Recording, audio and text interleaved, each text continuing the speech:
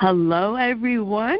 This is Betsy Wurzel, your host of Chatting with Betsy on Passionate World Talk Radio, which is a subsidiary of Global Media Network, LLC. Our mantra is to educate, enlighten, and entertain. The views of the guests may not represent those of the host of the station. Folks, I always have exceptional guests today on my show all the time. Today is no exception. There, I got it out. Sometimes my brain goes ahead of my mouth or my mouth goes ahead of my brain. But I have a wonderful guest with me today with a wonderful story, and I'll tell you right now, folks, we might get emotional. This is an emotional topic for both of us because we've been through the battle of Alzheimer's. And even though I never met my guest before until today, the audio, I already feel the sisterhood. And this is what happens when people share their stories, their experiences. And with me today is Darlene Fuchs. Did I say it right, Darlene? F-U-C-H-S.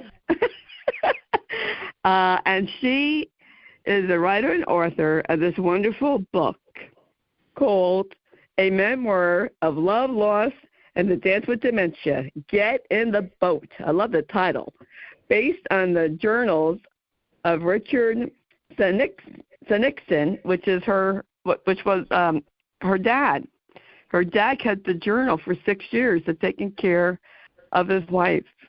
And Darlene's had a lot of loss, lost both of her parents, and lost her precious grandchild, Noah, when he was 3.5 years old. And my heart goes out to everyone who has lost a loved one, especially this time of year. I know it's really difficult. But I want to welcome you, Darlene Fuchs, to Chatting with Betsy. Great to be with you, Betsy, and I look forward to our conversation together. Yes. So I always ask all the writers and authors as to what motivated you to write your book, and how did you come up with your title? That's an interesting title. Let's just say my dad's dad. So my dad, Richard, was journaling for the last 6 years of my mom's battle with dementia. And during that time, he was at what we call here in Illinois a supportive living facility. So it was assisted living for her, but he was allowed to live with her, and they were both able to live there until they eventually passed away. During that 6-year time when he was journaling, he kept telling me, this therapist had been in, took a look at what he was journaling, and people are telling me I should write a book. And I kept encouraging him, go ahead, Dad, write a book. And he eventually, as he got later up in age and my mom passed away, and before he passed away, he asked me if I would take all of his journals and make his wish happen. And, of course, not knowing what I was getting myself into, I made a promise that I would have that happen before he passed away.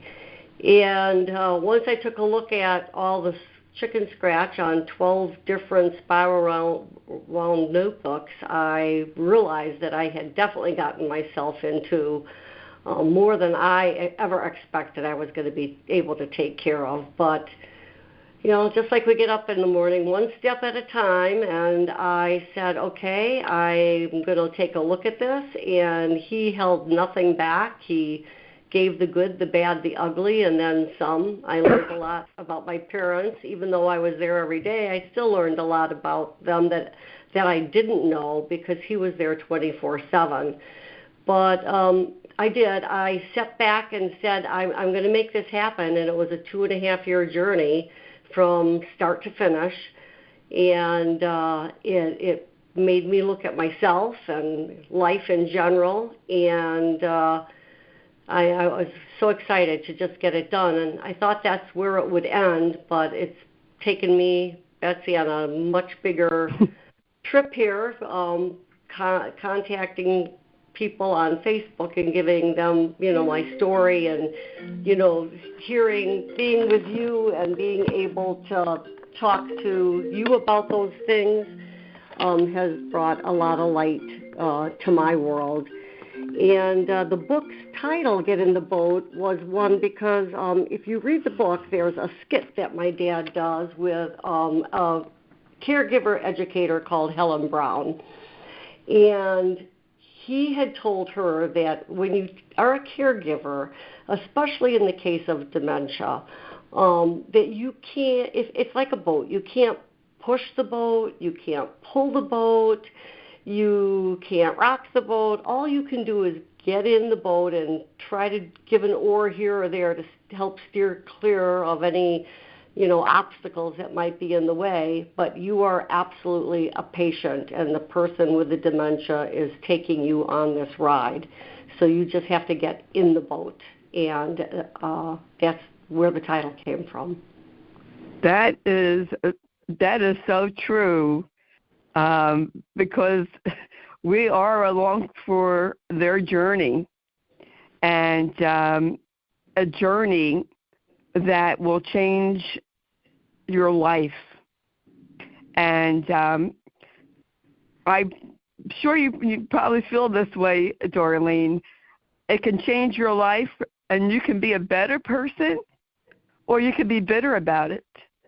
And you're being a better person. You are reaching people. You are helping people and honoring your dad's wishes and your parents' memory by writing this book. So kudos to you. Yeah, but it's, you say you can do good and you can, be a better person or not.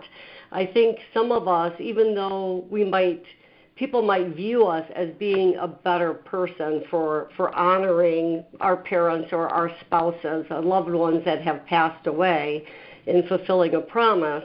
That doesn't mean that we don't go through struggles, and the bad part is a lot of times what people don't see. But I think it's because of those difficulties and the difficult moments and the moments that we doubt ourselves, if we're able to come out of that and continue on, I think it makes us not just a more well-rounded person, but a stronger person to be able to navigate all the obstacles that, are thrown at us in our lives down the road. That's true. That's very true. Like I tell people all the time, there's no such person as a perfect caregiver.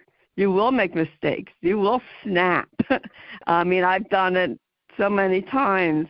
But to show yourself the same love and compassion and grace that you show your loved one.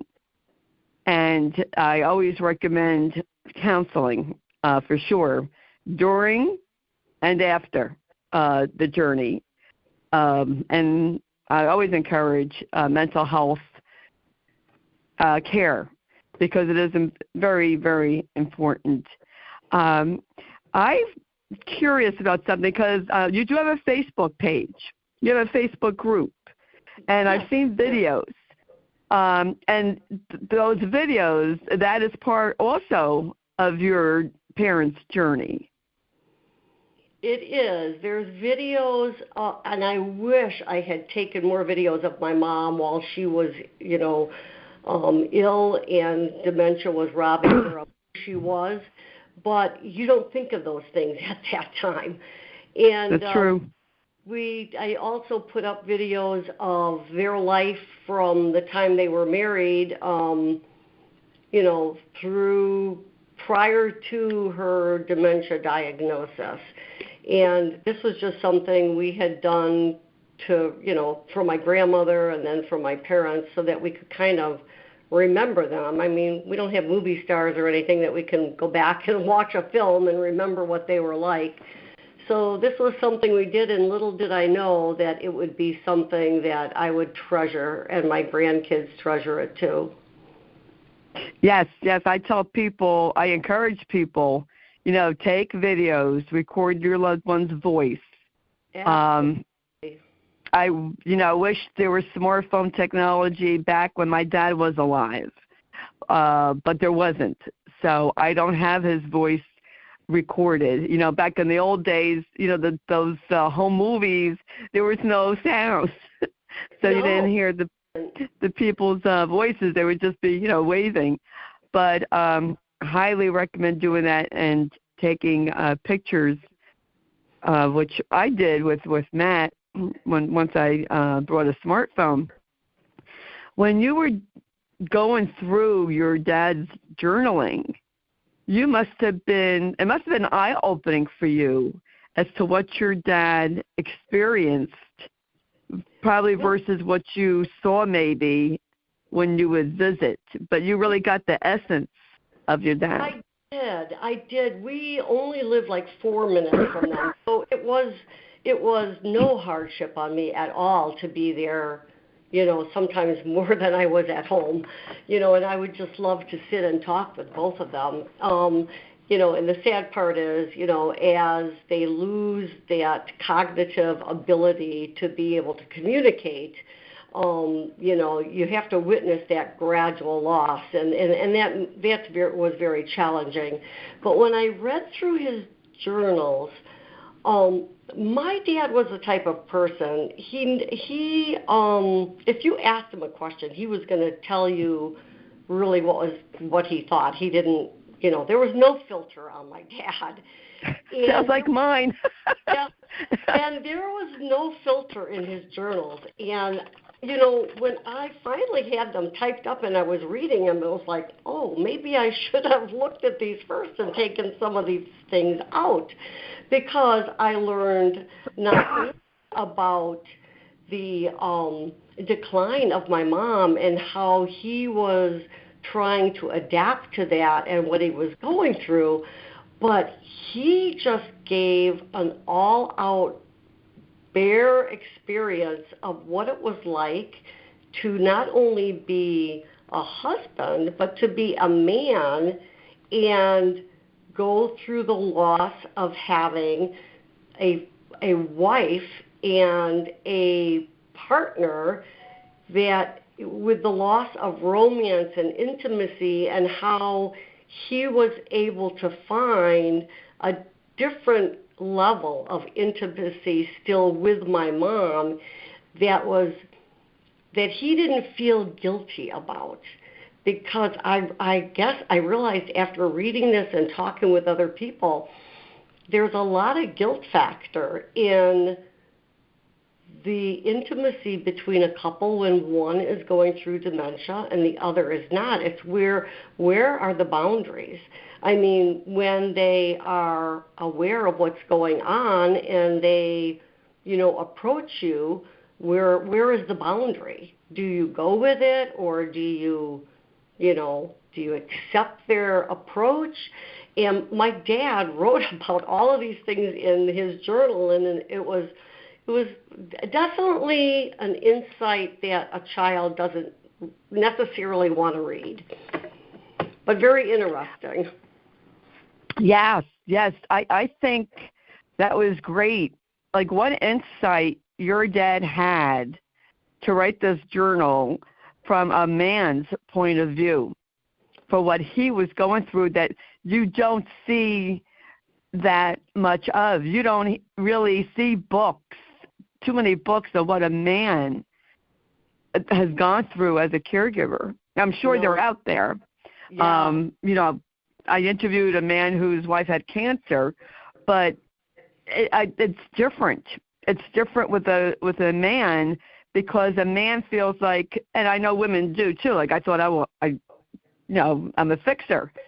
I need to fix this person, and then think, I have to protect my wife. I should be able to make her better and be able to fix her. And you find out, what? This is something that can't be fixed. You just have to love and support them through it. And that's not easy.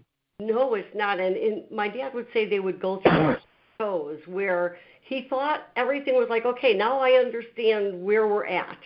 And then all of a sudden it would be like, nope, it's changing again. Now what are we going to be looking at? But it was so interesting towards the end of his journaling. And he would tell me this because his thought to everyone was, I need to stay alive long enough to be able to take care of her until she's no longer here. That's my purpose in this world. And he would always say to me as things were changing, I could see when I would go visit him that his beard was scruffy, and I'd have to tell him, Dad, you got to take care of yourself in order to take care of Mom. And he would sit there and he would tell me, you know what, Darlene? These are some of the best days of our marriage. And I would just sit there and think to myself, how can you even say that? But he was able somehow, when I read in his journals, to like push things away and say that was the past. Like, I'm moving to a new country and there are new ways of living here, and that's what we're going to do. And he would acclimate himself to what she was going through, even to the point of when she was just babbling, he'd babble back and she'd babble at him. And he's like, well, am I like, is she trying to become a part of my world, or am I now becoming a part of his world? But because he was able to, get away from fighting the changes and sit back, that gave him the ability to say, you know what? These days are good days. And I still have times where I struggle with that because I can't see it. Well, that's very powerful. A lot of caregivers don't realize this, and it took me a while. Believe me, folks, it took me a while. This is a learn-as-you-go disease. And, now there's a lot of information. There wasn't information 13 years ago when my husband was diagnosed like there is now. You don't understand a lot of times what's going on. Like, why can't they see something in front of them? Why are they asking where something is when they've lived in this house, for years? It is really, it's an experience. I think that there isn't the right words I could even explain.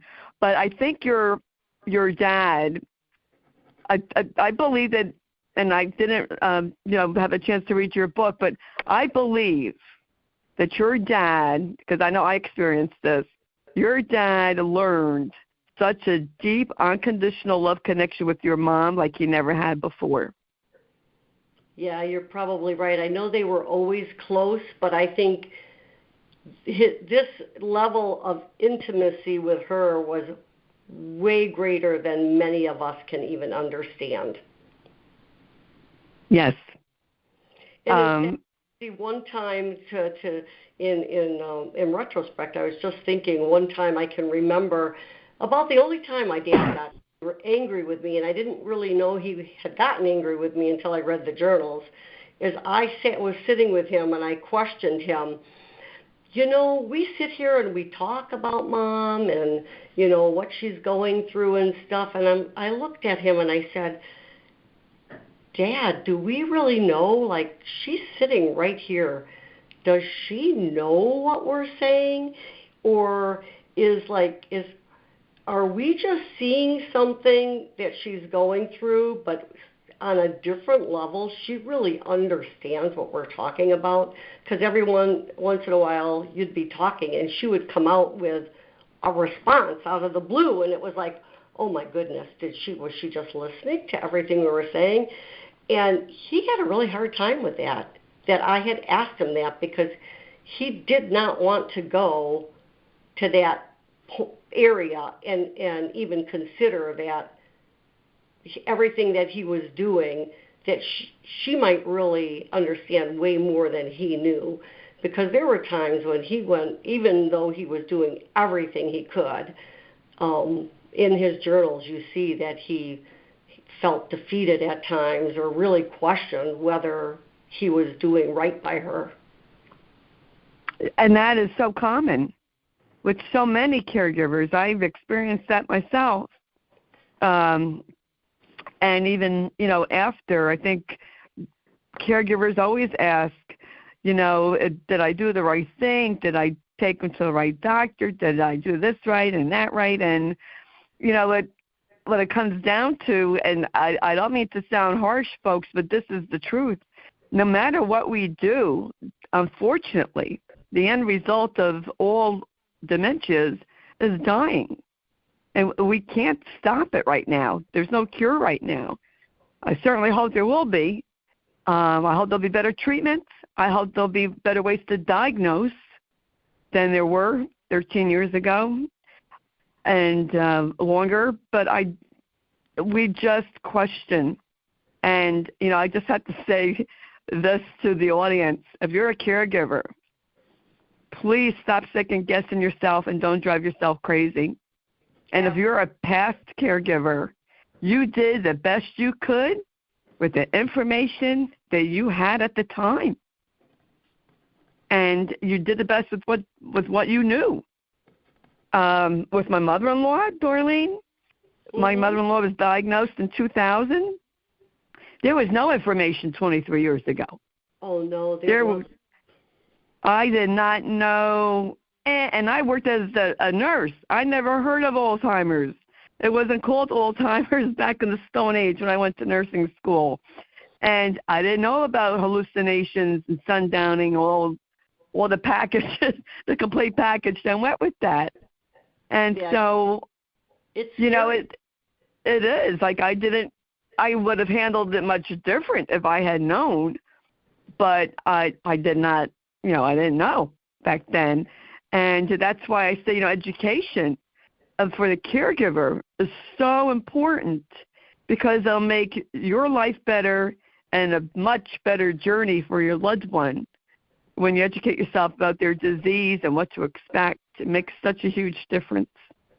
How old was your mom when she was diagnosed? She actually, she was 82 when she passed away.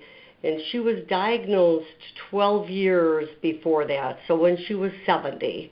But things, they lived out in Connecticut at the time, and things did not really we saw that things were going on, but, you know, you just kind of laughed about it. And when they moved back here to Illinois, my dad had gotten to the point where he realized that he needed more help.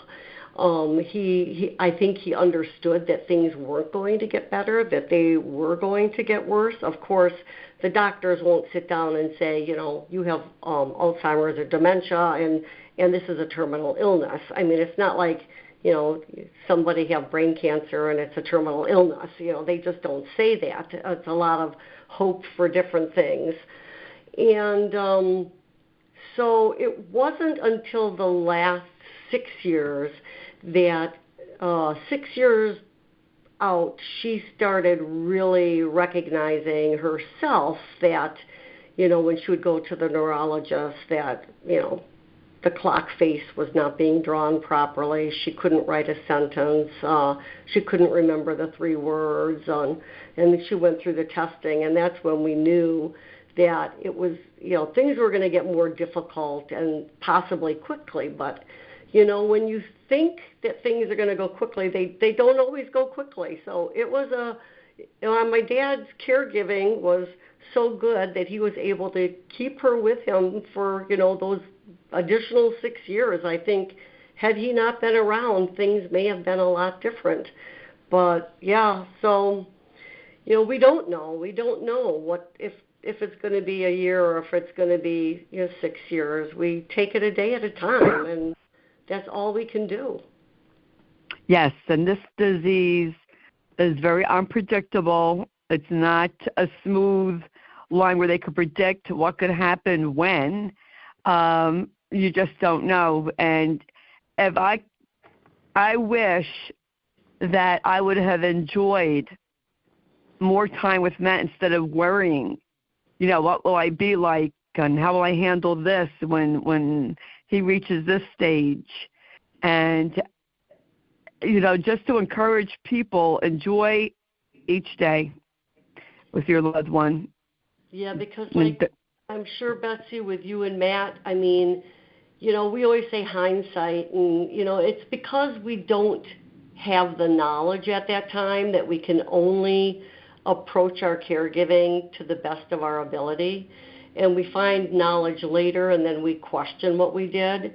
But Right. I'm sure with Matt, you probably, in hindsight, you look back and say, why did I feel it was so important to do whatever when he was having those moments of being cognitive, that I could just sit there and hold his hand or listen to him rather than trying to fix something that was going on at the moment. And we don't get those opportunities back, but I'm sure that our loved ones know that we did the very best we did with the tools that we had. Absolutely.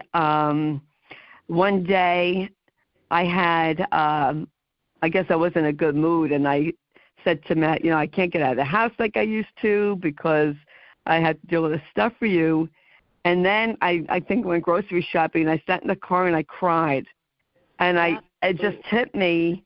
I said, I can't be saying that to Matt. He doesn't want to be this way. Nobody wants to be this way. And I will eventually get my independence back. Matt will be gone, and he'll never get his independence back. And that when your perspective changes, your attitude changes. That is so true. Yeah, my mom would always come out with, little things that would just almost bring my dad to his knees. They would be going through something, and he would be getting frustrated, and she would come out with just a little phrase like, "It's me and you," or should be what we call TTT, touch, talk, and travel. And that's what she would do. She would touch things and pick them up, and she'd, talk would talk and walk around and travel and then put it down. And he would just sit back sometimes because he was exhausted, and he got to the point where he just made it safe for her to wander and just didn't interrupt her. But every so often, she would then come over and pat him on the head and smile and then get her blank look again and continue on. And he said, it's just those times where she would just sit on the couch and be quiet for a half an hour and just sit next to him, and he could hold her hand, where he's like, I need to just not worry about, her safety. I've done everything I can. I have to be able to sit back and just watch her, because she used to be the caretaker of a home. And now she's taking care of me in her own way by moving things around and babbling, and she's in her own little world. And she would go to wipe the table off, and she'd feel it, and then he'd give her the sponge, and she would look at him every once in a while and just say, my job. So it's like, those are the moments where you almost like, it takes your breath away, and you're like, oh my goodness, let me just enjoy that idea for a moment, that she still has the ability to want to do the things she used to do, but she's doing it in a complete different way. Right. But we see that. And they say that, let your loved one do what they could do, even if it's not how you would do it or how they used to do it. Just let them do it, and then you could go over it later. Exactly. When they don't see it or would notice it. Did your dad get help in for your mom at any time? He did. Those last 6 years, they were living, like I said, in an assisted living environment. He took care of most everything for her, but he was able to get help with administering medications, and that was so very important. She hardly took any, but he wasn't good at, first of all, making sure she got them on time, making sure that she swallowed them instead of putting them under the couch cushion or under her pillow. And when he was finally able to get help with someone that could monitor to make sure that those things were taken care of, to make sure that the apartment was safe for her to travel through, that she had enough room, because up until the very end, she was a Energizer bunny. I mean, her legs were strong. She was thin as could be, but she was still traveling through that apartment. And he got help with that. And then towards the end, I would say the last 2 years, it was kind of interesting because she had declined so much with weight and everything, and her cognitive ability, that hospice stepped in. And that was a big help because they had music therapy come in.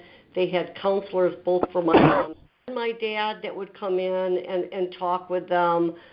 People that would do an assessment of her physical condition, her mental condition, periodically, until, because of all of the help and how good he was taking care of her, she started not to decline as quickly, and hospice was removed.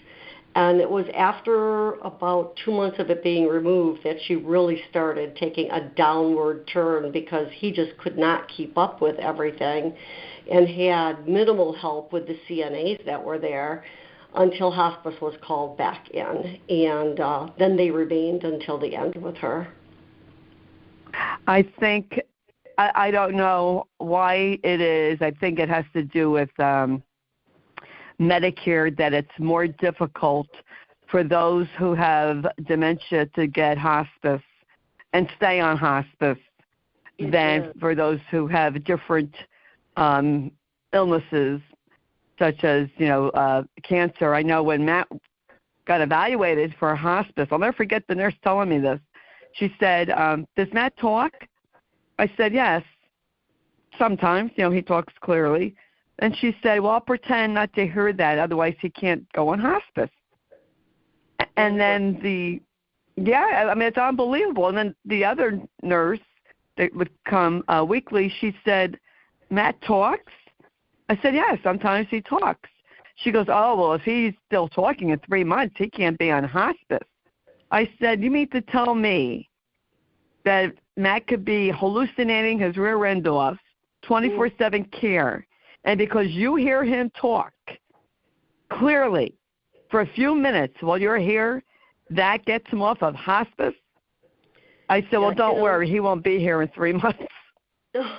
And I was right. It's hard because she was on almost a year and then came off.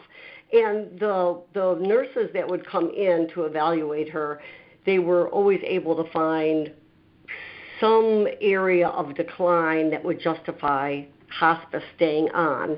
But they were so good at their job and bringing in all of these people to engage her and do things that she actually started to rally at one point. I mean, the disease was definitely not gone, but they were getting her to eat more because someone was working with her, and sing a little bit, tap her foot. And because they saw these improvements, it was like, well, right now she's doing better.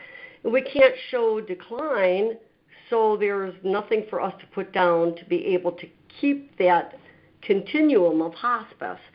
And I had seen this with other people that were at the facility that my parents were at, and it seems that every time within, I would say, 3 or 4 weeks, the decline is so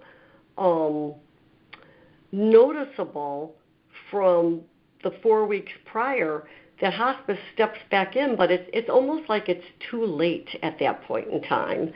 And I think it's all a matter of paperwork, Betsy, that they have to be able to fill out and justify things. Otherwise, it just doesn't continue. Yeah. It's a all that red tape and Medicare being very specific, and sometimes they won't give permission. They won't okay to stay, like in a hospice facility, in a hospice unit. Dorleen, your dad also had developed dementia. Is that correct? No, he didn't. He was, after my mom passed away until he passed away, was only five months. and he stayed with us for a while. Wow. Well, it was during COVID, so the end for my mom was during COVID, and we were actually not able to. She broke her hip. They did not want to bring her to the hospital because COVID was at a high at that point. The decision from hospice was that they keep her and keep her comfortable, and she would not make it through a hospital surgery because she was so frail. And she remained fairly comfortable for 2 weeks and until she passed away. And at that point in time, we were only allowed to come in and actually see her just a few hours before she passed away. And then after the funeral, my dad was unable to return because he would have to go into isolation for 2 weeks. So we kept him with us until he really pushed to go back to their apartment. And then he still had to isolate, and he felt more comfortable, though, being around the familiar things that they had shared together. And his health started to decline, and I think a lot of the cognitive decline for him was he was just basically giving up at that point in time. He had fulfilled what he wanted to do, and we could not be as interactive as we would have liked to have been to help him through it, because it was a matter of, talking to him through a, second-story window and sitting our chairs outside on the lawn, and you just cannot evaluate what someone's going through if you can't be hands-on. And it was a very difficult time. Yes, so sad. So many people, because of the isolation that they had to do because of the pandemic, suffered, loneliness, depression, because they could not visit with loved ones, have a human touch. It is really, it was a bad time. I really feel for people who lost loved ones during that time. My own brother died during COVID. No, sorry to hear that. And thank you. He didn't have COVID. But still. And it was tough. I mean, I said goodbye to him over the phone, and my mother could not visit with him until literally he was dying. When they knew that he was going to be, they took the life support, the ventilator off. They knew it would only be minutes.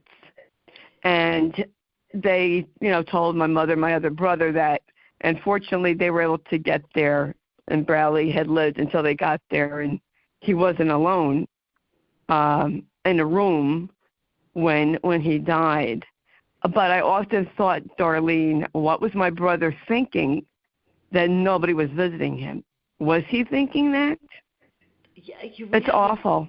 Well, that's how it was with my mom. I mean, she just had my dad there, but, we weren't allowed to go in until like the last hour and a half. And by that time, I mean, my mom was totally unresponsive. And all I can do is hope and pray that she heard me or felt that I was there, but my mom was basically gone at that time. I mean, there was no goodbye for me other than, the words. I mean, I know that a lot of people went through this, and it's just so sad that, we, as caregivers, especially if you had a loved one that you couldn't keep at home, and you had done the best thing by placing someone, in a place where they were able to get the care that you might not have been able to give them, and then to have them be alone on the final days is just something that I still struggle with. Yes, it is very difficult, and my heart goes out to you, Darlene, because it is, I'm so glad. People might think this is awful for me to say, but folks, I'm glad Matt died before COVID. I am, because I think if I couldn't have been there to hold his hand and lead him to heaven's door, yeah, I get emotional. That would have broken me. it really, I think, would have been very hard to recuperate from. So I really feel for families who could not say goodbye, and for those who were mourning, they couldn't have closure. They couldn't have the funeral or service until months later, if you were allowed to have it, such in my brother's case, where hardly anyone came because of COVID. It's very devastating. It really is, and it's just devastating, folks. That's what I have to say about that, But I can tell you this, Dorleen, and I believe this with my whole heart. Your mother heard you. Hearing is the last sense to go, and your mother heard you. She knew you were there. I believe that. That's what I've been told, and that's what I choose to believe. Yeah, it is. At the funeral, we had just the 7 of us, immediate family. No one else was allowed to be there. And part of me feels like I was lucky that there were only 7 people there, because we were able just to sit with the pastor and talk about my mom, the good things that we all experienced, and it was very intimate.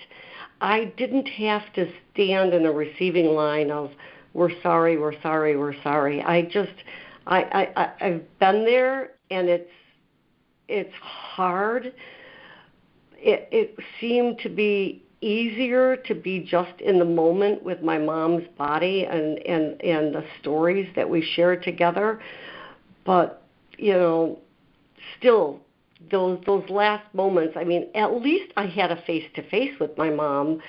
Too many people during COVID ended up having to say goodbye over an iPad or an iPhone or some other technology. And it's just, to all you people out there that have had to do that, I mean, you're the heroes in that story, because the strength that it takes to be able to heal and to allow yourself to heal and go on is just unimaginable. Yes. Yeah. It was, it's very difficult. And that was my brother. I couldn't even imagine, a parent or a child or a spouse to say goodbye over the phone. I mean, that's just really very heartbreaking, beyond heartbreaking. There's really not enough words to describe that feeling. No. Dorleen, as we wrap up, what would you like the reader to take away from your book? What would I like them to take away?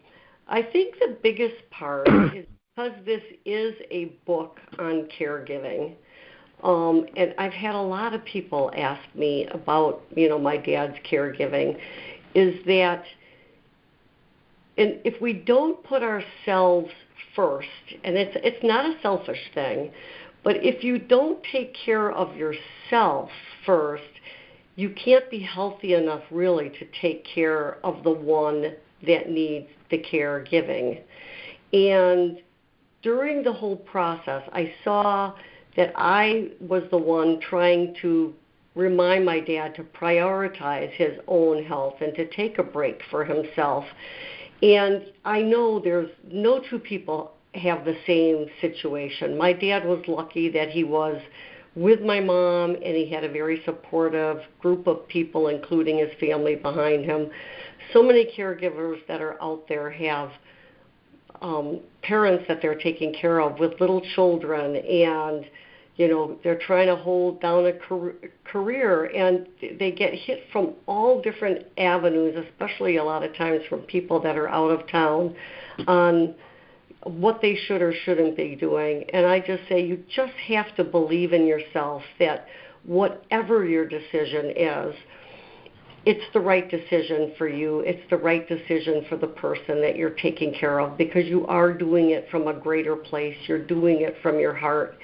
And we are not all going to make the same decisions. We might have all different ideas, but if, finding help and finding a place for mom or dad or spouse to be taken care of and be safe, and to be able to prioritize your own health is what you need to do, then that's what you need to do. And we shouldn't put caregivers in a point where we cause them to second guess what they've done, because they're doing the best they know how. And I think the other thing is education. Yes. We all, no matter what we've been through, whether it's dementia or any other kind of caregiving, we all need to educate ourselves as to the good, the bad, and the ugly, the potentials, and to anticipate the worst, because if it's not that bad, you've just won. If things are better for you.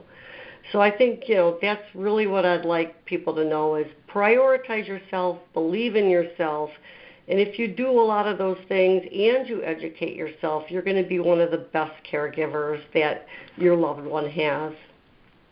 That is beautiful, and I agree. We could do a show on those topics alone. Absolutely. Darlene, that's for sure.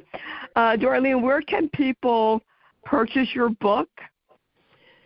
Well, it's real easy. You can go, I have a website that is up and running, and you can go to the website if you are interested in just getting more information, and that would be getintheboat.com.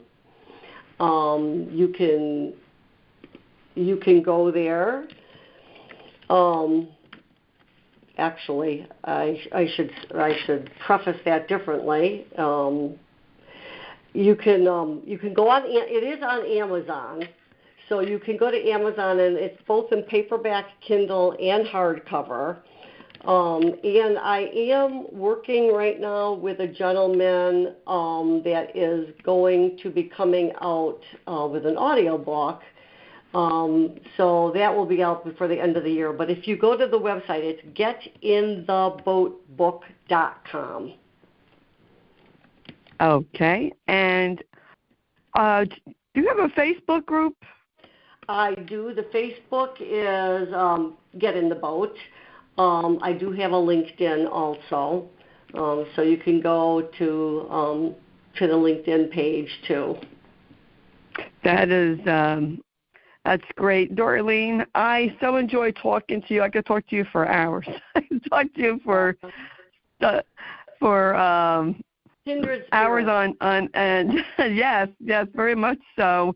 And Dorleen's last name is spelled Fuchs, and the book, Get in the Boat.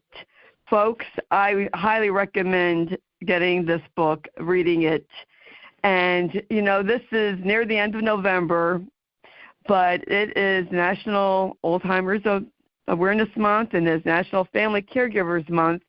By the time you hear this, it might be January, but you know what? We should be honoring caregivers every day of the year. Yeah. So if you know a caregiver, do something nice for them. And keep in touch with them. Reach out to them. They need to know that you care. It's not hard. Just, if you don't want to pick up a phone, just text. How you doing? Can I leave a casserole for you? A soup? You know what? Caregivers don't have time to cook. They'd appreciate it. Anything.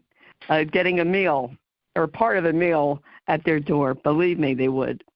And I just want to thank you all for listening today. And please read the blog, which the station manager, Jeannie White, writes and produces the show. And you will have information about Dorleen Fuchs and how you can get in touch with her. All be in the blog. And I want to thank Lillian Caldwell, who's the CEO of Passion World Talk Radio, makes this all possible. And you, the listeners, if you don't already subscribe to Chatting with Betsy, it is for free on Spotify, Spreaker, iHeart, YouTube, Amazon Music, to name a few. And please tell your friends about this show. Tell your friends and share, because our stories help other people. And I have fantastic guests on that I know can help you have a better life. And that's what I had to say. And as you know, always at the end of my show, I always say, in a world where you could be anything, so please be kind and shine your light bright, because we need it now more than ever to be kind and show our light. Let's be the brightness. Let's bring back our humanity and start loving each other. And so that's my little speech. This is Betsy Wurzel, your host of Chatting with Betsy on Passionate World Talk Radio, a subsidiary of Global Media Network, LLC. Oh, and also, before I forget, you can follow me on Facebook, Betsy E. Wurzel, W-R-Z-E-L. And I have a support group also, #Kick Alzheimer's Ass Movement, and you're all welcome to join. Happy holidays to everyone, whatever you celebrate, and be safe. This is Betsy Wurzel. Take care till we chat again. Bye-bye now.